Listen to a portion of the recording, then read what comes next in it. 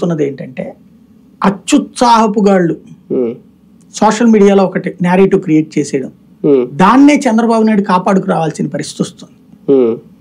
ఇప్పుడు రిషితేశ్వరి ఇన్సిడెంట్ ఉందండి. రిషితేశ్వరిని చంద్రబాబు మర్డర్ చేపిస్తాడా? లేదు కదా. అమ్మాయి సూసైడ్కి వెళ్తానికి ఏమైనా సంబంధం ఉంటుందా?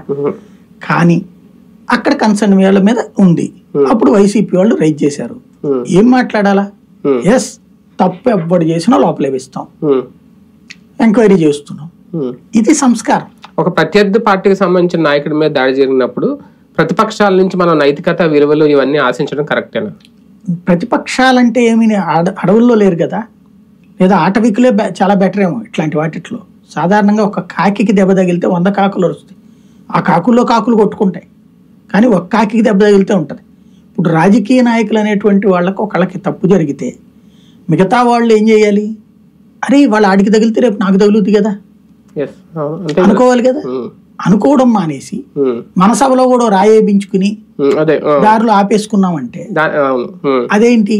అదే రాజకీయం. కొన్ని వేల మంది నీ దగ్గర కూర్చున్నప్పుడు పట్టుకోలేకపోయారా? అక్కడ పట్టుకోలేకపోయారంటే ఒక అర్థం ఉంది. ఎందుకు? చీకట్లో నుంచి జరిగింది. ఇక్కడ నీ మధ్యలో నుంచి జరిగింది, ఆయన పట్టుకోలేకపోయారంట. డైవర్షన్ కి ట్రై చేశారు, అది సెకండ్ ఫెయిల్యూర్. మూడోది వచ్చేటప్పటికి పేపర్ల ద్వారా రాయించుకోవడం 4వ ఫెయిల్యూర్.